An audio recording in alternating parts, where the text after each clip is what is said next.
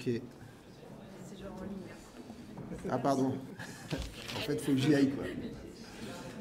Bonjour à toutes et tous. Merci d'être présents ce matin donc, pour cette conférence de presse du groupe LFI-NUPES qui intervient au deuxième jour de l'examen du projet de loi d'accélération des énergies renouvelables en hémicycle. Alors, projet de loi d'accélération des ENR, nous y sommes évidemment favorables. D'abord parce que la France est le seul pays d'Europe qui n'a pas rempli ses objectifs en termes de déploiement des ENR, et deuxièmement parce que, vous savez sans doute, mais nous sommes favorables à un scénario 100% renouvelable à l'horizon 2050, scénario validé à la fois par Négawatt, par l'ADEME ou par RTE. Moi, je vais vous parler d'abord de planification et de financement. Alors, la planification, nous, c'est pas un mot qui nous fait peur, c'est même notre mantra, je dirais, depuis 10 ans, et la première candidature de Jean-Luc Mélenchon à la présidentielle. La planification, elle était absente du texte initial du gouvernement, et c'est le travail au Sénat qui a permis d'ajouter cette dimension. Et cette planification, elle a été améliorée dans le travail en commission développement durable et affaires économiques, notamment par des amendements de la NUPES la semaine dernière. Cela dit, ce n'est pas tout à fait la planification telle que nous, on l'aurait voulu. D'abord, il manque un gros champ sur la participation du public à cette planification, et nous allons faire des amendements pour muscler dans ce sens-là. Par ailleurs, il n'y a pas de solution proposée à cette étape s'il n'y a pas d'adéquation entre les zones qui auront été identifiées et les objectifs fixés à l'échelle nationale et régionale. Et puis enfin, il reste des grandes questions sur ces zones, puisque rien n'interdit que des ENR, rien ne garantit que des ENR vont effectivement se développer dans les zones identifiées, rien n'interdit que d'autres activités vont se développer dans ces zones identifiées, et rien n'interdit que les ENR se développent en dehors de ces zones, notamment avec tous les mécanismes de marché que sont les PPA dont je vais parler juste après. Et donc on peut se demander si on a vraiment à faire une planification. Sur le financement, donc les PPA, c'est des contrats de long terme de gré à gré, c'est l'anarchie du marché. Ça va renforcer, ça va privilégier les plus gros producteurs et les plus gros consommateurs, et ça va être la fin de la péréquation. C'est pourquoi nous, on privilégie une solution qui est un opérateur national unique d'achat, avec un prix d'achat et de vente basé sur les coûts de production. C'est des instruments de visibilité à la fois pour les producteurs et les consommateurs, et la garantie d'un développement des ENR et d'un accès à tous à ce bien commun qu'est l'énergie et l'électricité en particulier. Bonjour à toutes et tous. Du coup, c'est réparti un petit peu les thèmes parce que ce projet de loi est fourni. Il va durer 2 semaines en hémicycle, donc il nous semblait que c'était l'actualité. En l'occurrence, moi, je suis chargée de vous parler de partage de la valeur, puisque donc le gouvernement dit accélération des renouvelables, oui, mais il faut que les citoyens et les citoyennes s'y retrouvent, puisque leur présupposé, c'est que la concertation, ça prend trop de temps. Les Français seraient opposés à ces énergies renouvelables, ce qui est faux, les sondages d'opinion le montrent. Mais donc, leur grand mécanisme pour pallier ça, c'est le fait qu'ils aient des ristournes sur la facture. Donc, pour le faire schématiquement, vous habitez à côté d'une éolienne, vous trouvez ça pas beau, mais vous payez moins cher votre électricité sur la facture. On est extrêmement opposé à ce mécanisme, on n'est d'ailleurs pas le seul groupe à y être opposé, puisque déjà c'est une perception très négative des ENR, c'est-à-dire que c'est vu comme un dommage, une nuisance pour laquelle vous devez être réparé, et par ailleurs c'est opposé là aussi au principe de la péréquation tarifaire, qui est un principe historique pour l'énergie en France, c'est-à-dire où que vous habitiez sur le territoire français, vous payez votre énergie le même prix. En l'occurrence, c'est très important parce qu'on ne va pas pouvoir faire des ENR partout sur le territoire, pas de la même façon en tout cas, selon les caractéristiques de là où vous habitez.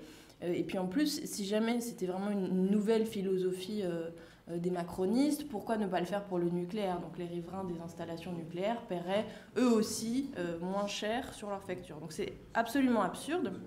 Et nous, on se dit que quand on parle de partage de la valeur, il y a un gros manque dans ce projet de loi, c'est la question industrielle, c'est-à-dire la création d'emplois. C'est un gisement d'emplois, l'accélération sur les renouvelables qui est phénoménale, ça pourrait être des dizaines de milliers d'emplois. Et aujourd'hui, le contexte, l'actualité nous montre à quel point ça peut être pertinent. Quand Macron s'est rendu ce week-end aux États-Unis, pour rencontrer le président Biden et pour lui demander d'arrêter les mesures protectionnistes qu'il a mis en place vis-à-vis de sa propre industrie, notamment dans une perspective d'indépendance énergétique des États-Unis, pour lui demander donc d'arrêter ces mesures protectionnistes parce qu'elles sont en train de pénaliser les industries, en l'occurrence européennes. Macron ne défend absolument pas la fabrication et l'industrie française, mais donc il croit au Made in Europe, c'est ce qu'il a dit, qui pourtant est vraiment un échec absolu, puisque je vous donne un seul exemple sur les ENR, le photovoltaïque. La part des modules, donc de ce qui fabrique les panneaux, de ce qui compose les panneaux photovoltaïques produits en Europe, c'est passé de 30% à 3% depuis l'an 2000, donc en 20 ans. 30 à 3%. Aujourd'hui, la majorité des panneaux photovoltaïques sont produits en Chine. Et pour reprendre les éoliennes, elles sont produites en Allemagne. Et donc nous, il nous semble qu'il faudrait absolument reprendre la main dessus avec différents mécanismes qui permettraient en fait de faire des mesures protectionnistes à l'échelle française et donc que les Français et les Françaises puissent bénéficier d'emplois qui sont ensuite tournés vers l'intérêt général, vers un grand chantier écologique qui, je pense, en plus peut être tout à fait mobilisateur. Donc on a déposé une série d'amendements sur ce sujet parce que c'est vraiment le grand absent. Et d'ailleurs, Mme Pannier-Runacher m'a dit que elle croyait au partenariat public-privé. Et donc, ce qui se passe dans ce projet de loi, c'est que la puissance publique organise, aménage le territoire, dit au privé, il y a des zones, vous pouvez y aller franchement, battez-vous, c'est la concurrence, c'est merveilleux, mais il n'y a pas de maîtrise publique de ce développement des énergies renouvelables. Et donc, on a déposé aussi une proposition de loi qui vise en 6 axes à développer la recherche technologique sur les renouvelables, puisqu'aujourd'hui, on n'est pas prêt et on ne sait pas faire. À planifier cela, à protéger les filières stratégiques par différents mécanismes protectionnistes, à planifier également les moyens de l'État, puisqu'on l'a dit et répété aujourd'hui, dans différentes administrations, les DREAL, les DDTM, la DGEC, l'État est absolument affaibli. Donc on dit on accélère, mais en réalité, il n'y a pas de fonctionnaires derrière pour faire cette accélération. Mais ça, c'est une philosophie macroniste que nous connaissons bien. Et puis enfin, pour le bout de la chaîne, prévoir aussi le recyclage de tous les composants d'ENR. Et c'est une proposition de loi qui sera transpartisane avec la NUPES, mais il y a aussi déjà des signataires d'autres groupes, comme le groupe Lyot. Ça nous paraît important vraiment de mettre ce sujet dans l'actualité, alors même que les États-Unis font un plan. L'Allemagne a fait un plan d'ailleurs d'investissement aussi pour ses industries et pour le climat.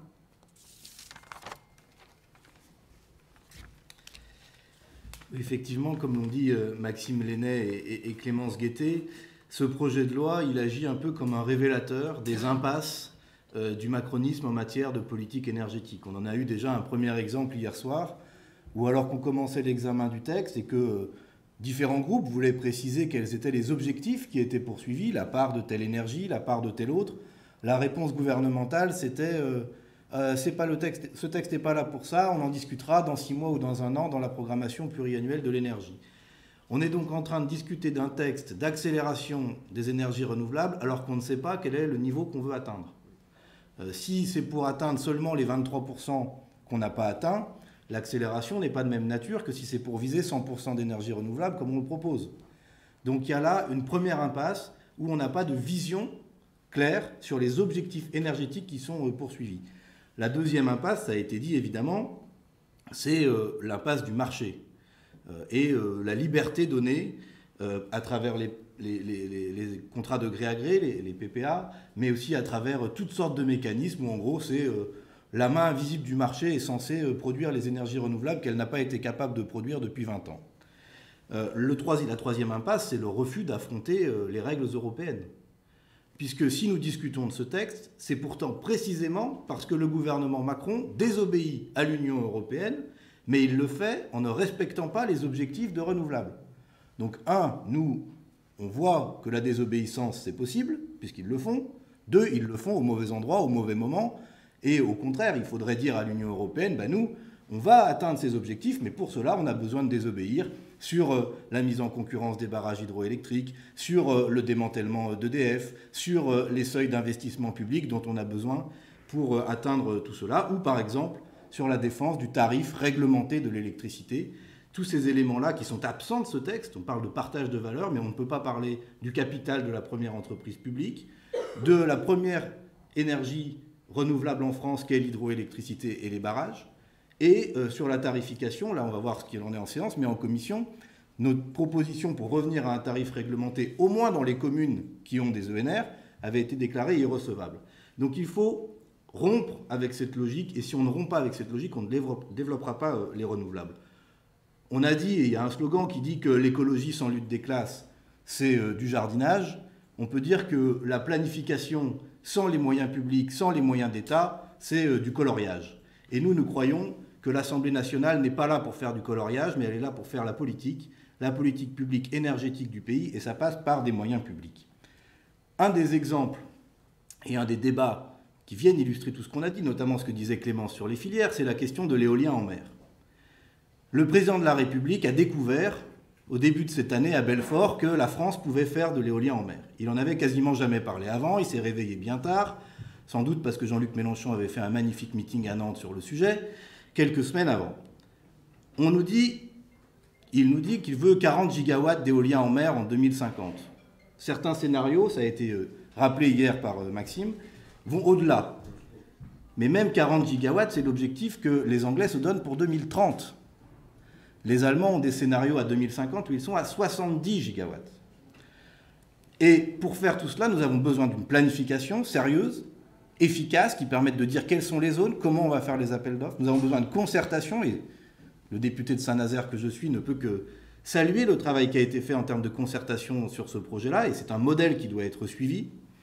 Et puis on a besoin de filières industrielles.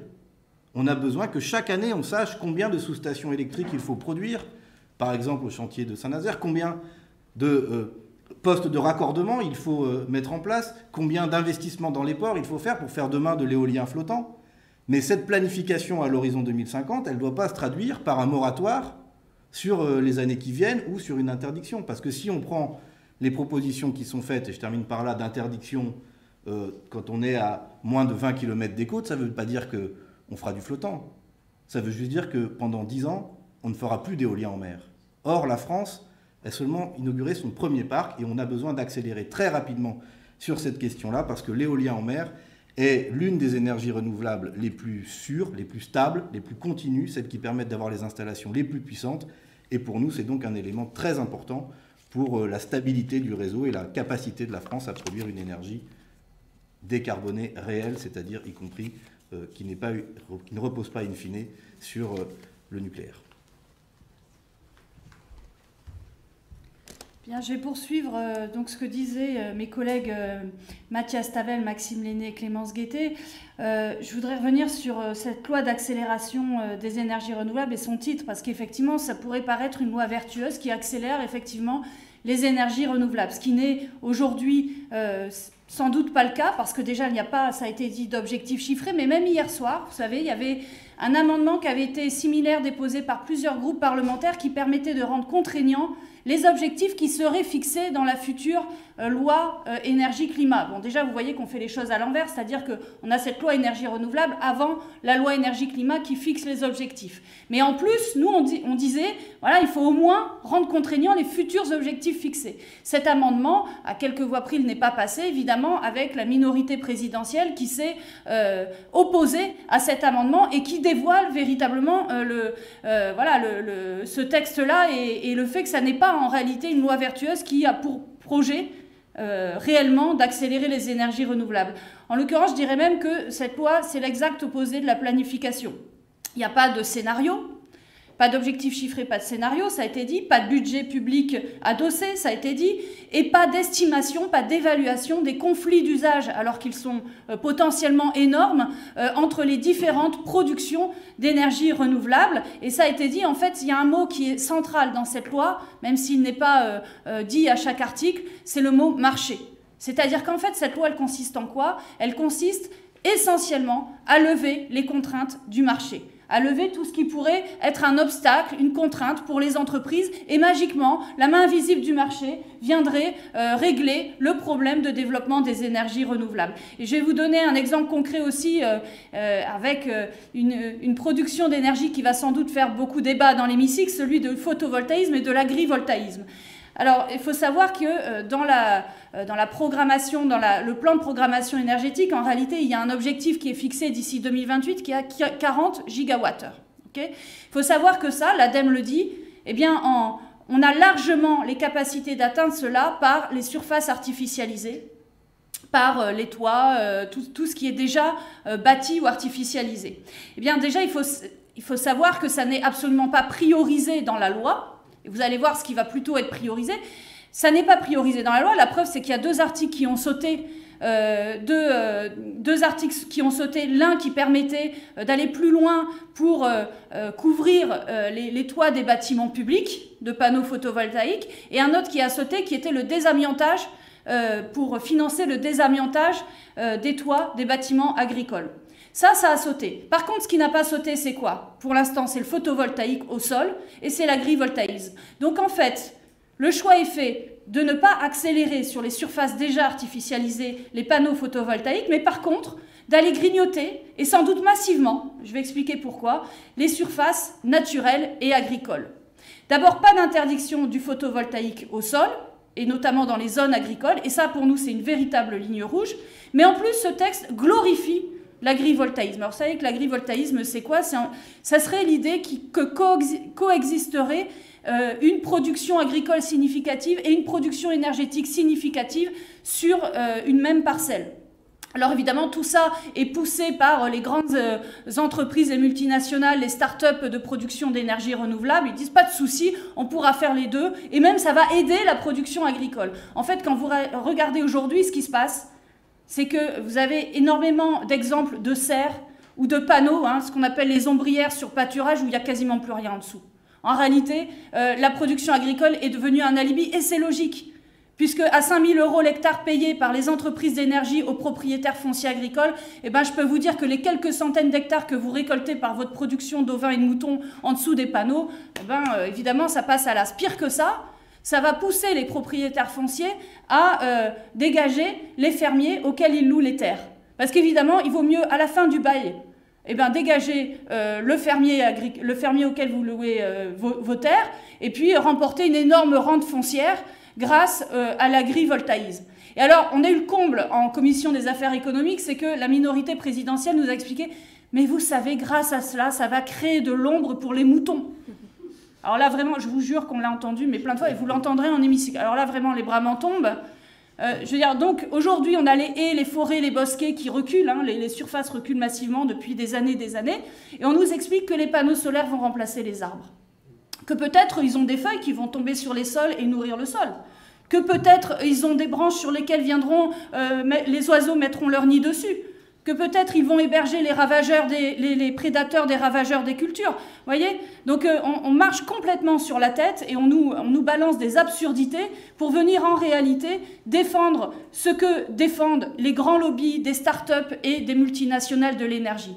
Donc évidemment, pour nous, ce sera des lignes rouges, à la fois le photovoltaïque au sol, nous n'en voulons pas, et l'agrivoltaïsme. Si ce projet de loi est un encouragement plutôt qu'une forte restriction de l'agrivoltaïsme, nous n'en voudrons pas aussi, et nous allons nous battre pour que ces deux lignes rouges soient respectées en ce qui concerne ce projet de loi. Voilà, je m'arrête là. Si vous avez des questions. Vous êtes convaincus? Moi j'ai une question d'actu, pas directement sur ce texte. Elle concerne les délestages. Le gouvernement prépare les Français, les professionnels également. Est-ce que c'est quelque chose que vous voulez mettre... est-ce qu'il y a quelque chose à faire en point de vue politique à l'Assemblée nationale, commission d'enquête, je ne sais pas. Bon, effectivement, on a présenté, nous, déjà, il y a plusieurs semaines, un plan de sobriété qui visait à éviter ces situations, où on pointait notamment un enjeu que le gouvernement a complètement ignoré, ou en tout cas ne s'est pas donné les moyens d'atteindre, qui est la réduction des consommations dans le secteur tertiaire et dans les bureaux.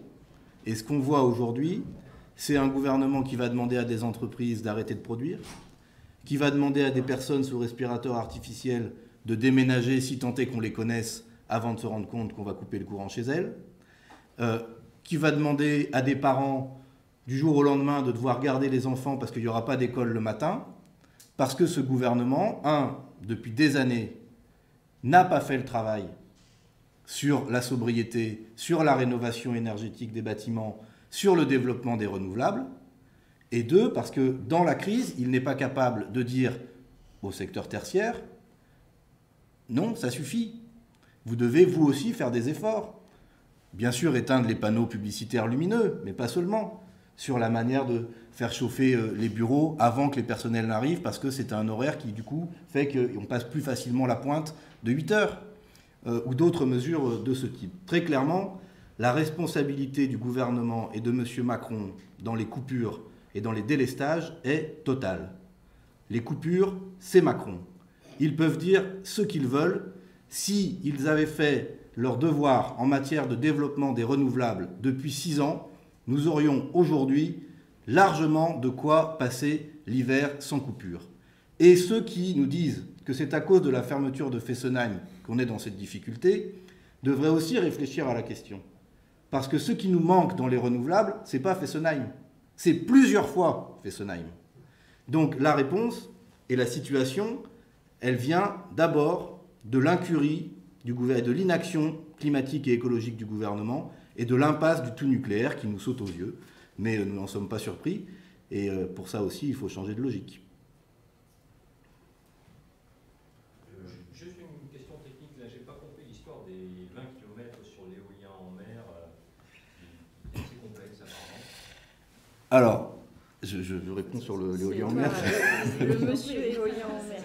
Aujourd'hui, on fait en France, le parc de Saint-Nazaire, il est situé entre 12 et 20 km des côtes. Ça tient en fait à la nature du relief des fonds marins, qui est que quand on s'éloigne de la côte française, on descend très vite dans des profondeurs auxquelles on n'est plus capable de faire de l'éolien posé. On est capable, en tout cas on est en train d'y travailler par des fermes pilotes, de faire de l'éolien flottant. C'est-à-dire que ce qui est possible, par exemple en mer Baltique, où l'Allemagne peut développer des champs très éloignés de son littoral, mais en fait à une profondeur qui est celle qui est, je crois, 40 mètres au maximum. Quand vous êtes à 100 km des côtes allemandes, vous êtes à 40 mètres de profondeur, parce que la mer Baltique est finalement pas très profonde. Donc là, vous pouvez faire quand même du posé loin des côtes. En France, si on repousse la limite par rapport aux côtes, on se retrouve à des niveaux de profondeur de fonds marins qui font qu'on ne sait pas faire du posé. Et aujourd'hui, la technologie flottante, elle est en cours de développement. Il y a des fermes pilotes qui sont y compris en cours de construction, mais elle n'est pas maîtrisée. On ne peut pas dire demain matin, on va faire un parc flottant de la puissance de celui de Saint-Nazaire, par exemple. Les parcs qu'on est capable de faire pour les 10 ans qui viennent, ce sont des parcs posés. Donc, pour ce qui concerne la France, qui doivent être plus près de la côte. Après, évidemment, dès lors que la technologie flottante est maîtrisée, il n'y a évidemment aucune raison de ne pas aller plus loin. Si ce n'est que ça coûte un peu plus cher quand même aussi. Mais aujourd'hui, on n'est pas en mesure de développer demain l'éolien flottant massivement. Et nous, on préfère miser sur des énergies matures, fonctionnelles et dont on sait qu'elles produiront à brève échéance. Le Rassemblement national a annoncé tout à l'heure reprendre la PPL de Caroline Fiat sur la réintégration des personnels soignants non vaccinés le 12 janvier, tel quel, pour aller plus vite reprendre le débat là où il avait été laissé la semaine dernière.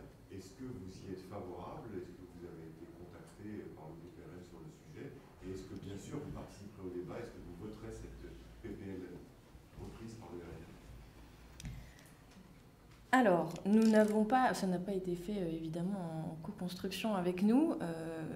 Chaque groupe, dès lors qu'une PPL est en cours d'examen et s'arrête à minuit, comme c'est le cas pour les niches, chaque groupe est libre de reprendre le sujet et de le remettre à l'ordre du jour. De la même façon que lorsqu'un amendement n'est pas soutenu par un autre groupe peut le reprendre. Donc évidemment, déjà, c'est indépendant de notre volonté politique, puisque à l'Assemblée nationale, ce sont nos adversaires, que c'est assez clair entre nous, donc ils ne nous ont pas sollicités sur la question.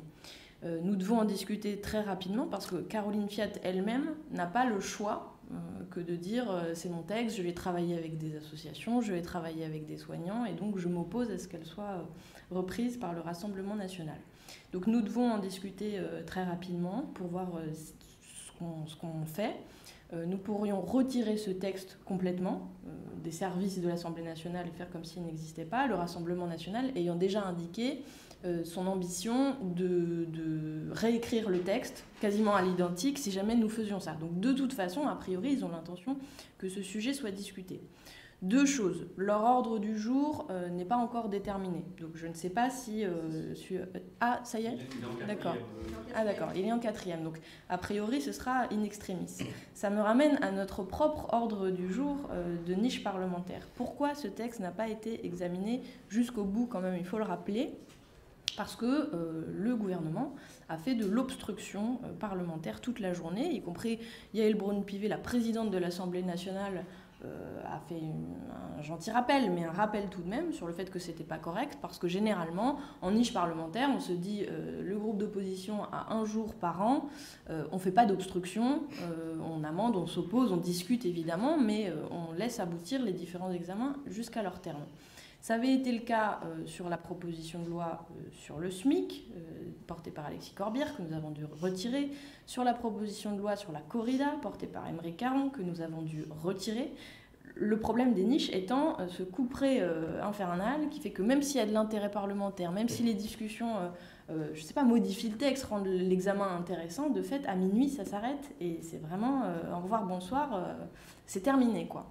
Donc nous avons cette difficulté-là auquel, de fait, la technique parlementaire ne nous permet pas de faire autre chose.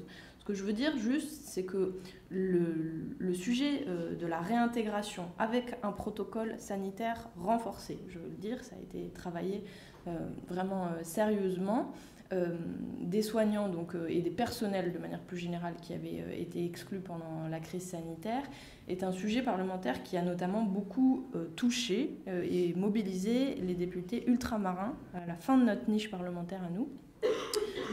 Il n'y a pas, à ma connaissance, de députés ultramarins dans le groupe du Rassemblement national. Donc ça me semble en plus politiquement assez déplacé de leur part. Et pour le coup, c'est plutôt des parlementaires de notre groupe, du groupe GDR, du groupe socialiste et du groupe LIOT, qui étaient très mobilisés sur cette question, y compris la séance a été relativement bouleversée, avec des interruptions de séance et des interventions très touchantes de certains de nos camarades, qui ont le sentiment qu'après l'examen compliqué du PLF Outre-mer, après, là encore, dans ce projet de loi, j'en profite pour le dire, une absence totale de vision sur les territoires ultramarins et leurs capacités en termes de renouvelables qui sont très particulières, parce qu'on peut faire de l'éolien offshore, on peut faire de la géothermie, il y a des gisements vraiment très particuliers d'ENR et il n'y a rien dans ce texte. Les parlementaires ultramarins, et notamment ceux avec lesquels on discute beaucoup, et les trois qui sont dans notre groupe parlementaire, commencent à vraiment songer à la façon dont ils se mobilisent contre ce qu'ils prennent comme un mépris politique de première grandeur. Et donc, le fait que le Rassemblement national, je boucle la boucle et je réatterris sur votre question, se saisisse de cette proposition de loi qui les touche tout particulièrement, puisque ce que nous vivons comme crise dans les hôpitaux sur le territoire de la métropole et au centuple dans les territoires ultramarins, il manque concrètement des soignants. Il y a des appels d'ailleurs à la réserve sanitaire en hexagone pour aller renforcer les hôpitaux. Et donc ils sont particulièrement mobilisés sur ce sujet. Et à mon avis, nous allons avoir des discussions jusqu'à cette niche du Rassemblement national pour voir la façon dont nous pouvons travailler. Je poursuis sur la question de mon confrère. Si c'est que ce soit le texte de Caroline Fiat ou que ce soit le texte finalement réécrit par le Rassemblement national, c'est la même proposition. Comment est-ce que vous justifiez de ne pas la voter? C'est parce que vous ne votez pas avec le Front national. Enfin voilà, c'est compliqué. Dernière question, parce qu'après on se fait fâcher. Bon, très rapidement, d'abord, le gouvernement est coupable. Si on en est là, mais non, mais il faut rappeler les choses. Si on n'avait pas eu l'obstruction gouvernementale dans l'hémicycle, ce texte aurait été adopté dans notre niche. Donc ceux qui sont en train de créer l'occasion pour le Front national de cette récupération perverse et opportuniste, c'est le gouvernement. C'est pas nous. Premier élément. Deuxième élément, la question de la réintégration des soignants et des personnels suspendus, elle prend place dans un ensemble plus global sur la politique sanitaire. Ce n'est pas la seule question qui touche l'hôpital. Or, que constate-t-on ? Quand le gouvernement fait passer le projet de budget de la sécurité sociale par 49.3, les seuls qui déposent une motion de censure et qui la votent, c'est la NUPES. Ce n'est pas le Rassemblement national. Donc nous n'avons pas de leçon à recevoir du Rassemblement national sur la défense du service public hospitalier et sur les personnels de santé. Ensuite, nous verrons comment nous pouvons déjouer ce qui est un piège grossier et une manipulation perverse et opportuniste, comme je l'ai dit. Ne comptez pas sur nous, ni pour renoncer à un principe que nous croyons juste, ni pour faire le moindre cadeau à l'extrême droite qui, en matière de santé, n'a vraiment aucune leçon à donner. Il n'y a qu'à voir comment ils pensent que les microbes s'arrêtent quand vous n'avez pas de papier. On s'arrête là. D'un mot pour préciser là-dessus. Eux, leur argument, c'est de dire